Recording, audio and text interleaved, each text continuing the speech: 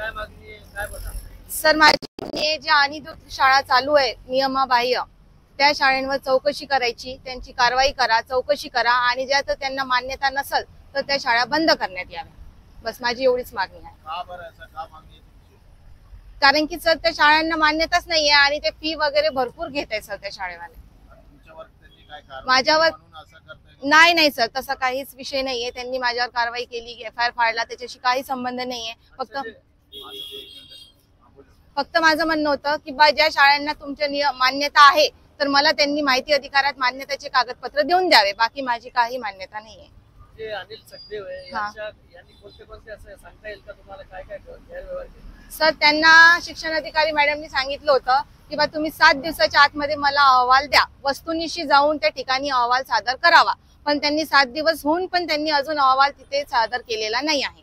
म्हणून त्यांच्यावर गैरव्यवहाराची मी गुन्हा दाखल करण्यात सांगितलेला आहे. अधिकारी जे त्यांना पाठीशी घालत हो, संस्था चालकाला ते पाठीशी घालतात. कारण की अहवाल दिला नाही याचा अर्थ त्यांनी पाठीशी घालून राहिले ते संस्था चालकाला.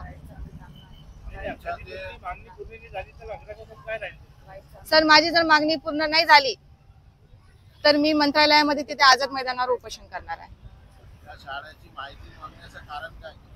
सर मी एक सामाजिक कार्यकर्ता आहे. मला माहित आहे त्या शाळेला मान्यता नाही आहे, ते विना मान्यता शाळा चालू आहे, त्यामुळे मी माहिती मागितली होती.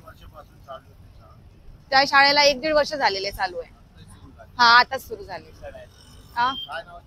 त्या शाळेचं नाव आहे लिटिल चॅम्प्स, ज्ञान प्रबोधिनी आणि रवींद्रनाथ इंग्लिश स्कूल. हा 3 शाळा आहेत त्या. हा 3 शाळा.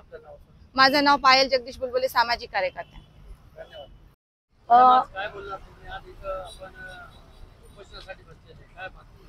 मी पायल जगदीश बुलबुले ही एक सामाजिक कार्यकर्ता असून मी सावित्री फाउंडेशन संस्थापक अध्यक्ष रुपाली सुतार.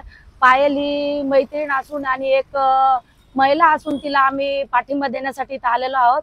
तर पायलच्या ज्या काही मागण्या आहेत सरकारने तिच्या मागण्या पूर्ण करावं. तिच्यावर जे काही गुन्हे दाखल झालेले आहेत त्यांची सखोल चौकशी करण्यात यावी की ते गुन्हे खरे आहेत किंवा खोटे आहेत आणि पायलच्या मागण्यांना सरकारने पुरेपूर त्याच्या प्रत्युत्तर द्यावे. तिच्या मागण्या सरकारने एक्सेप्ट कराव्या. एक महिला जर घराच्या बाहेर पडत असेल आणि कुठल्या खऱ्याविषयी जर ती आवाज उठवत असेल तर तिचं कुठं ना कुठं तरी खच्चीकरण केलं जाते. या गोष्टीकडे सरकारने विशेष लक्ष द्यावं. महिला ही कुठेच सुरक्षित नाहीये आणि महिला सुरक्षितेसाठी सरकारने याच्याकडे गांभीर्याने पाहण्याचं म्हणजे एक लक्षपूर्वक लक्ष घालावं. आणि एक लेडीज ही एक रस्त्यावर उतरून एकटीच आंदोलन करत आहे, या गोष्टीकडे सरकारने एक काळजीपूर्वक लक्ष द्यावं असं मला वाटतं. मला असं वाटतं म्हणजे पाण्या पावसात सध्या दिवस आहे आणि एक लेडीज म्हणजे इथं पाण्या पावसात बसलेले आणि हे हलगर्जीपणा करत आहेत अधिकारी.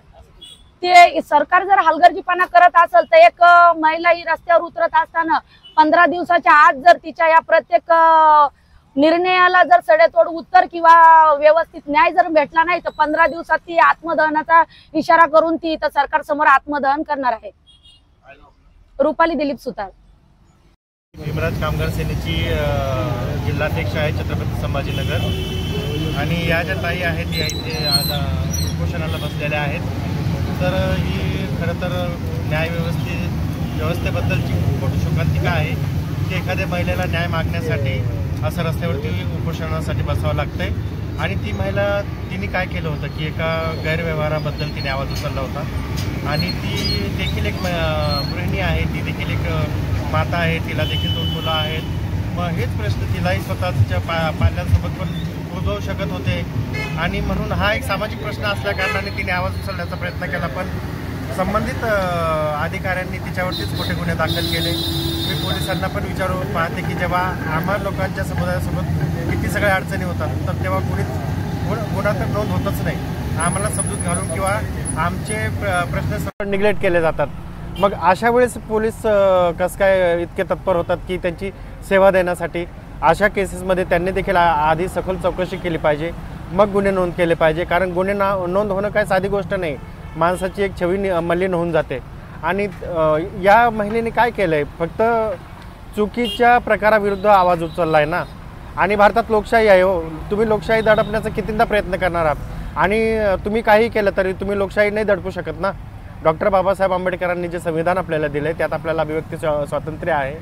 आपण आपले प्रश्न मांडू शकतो, आपण चुकीच्या गोष्टीविरुद्ध आवाज उचलू शकतो. आणि हे संबंधित प्रकार टाळण्यासाठीच आता मध्यंतरी एक तो हे येतोय ना कुठला कायदा आहे तो जनहित कायदा जो येतो, तर मग हे असं दबावतंत्र यांना कुठेतरी कायम ठेवायचं आहे. तर हे असं होऊ दिलं जाणार नाही. ताईंना माझा व्यक्तिशः माझ्या संघटनेकडून पण माझा पूर्ण पाठिंबा आहे. जर ताईंच्या प्रश्नाकडे लवकर लक्ष नाही दिलं गेलं तर आम्ही मग रस्त्यावर उतरू आणि मग आम्ही लोकशाही मार्गाने न्याय मागण्याचा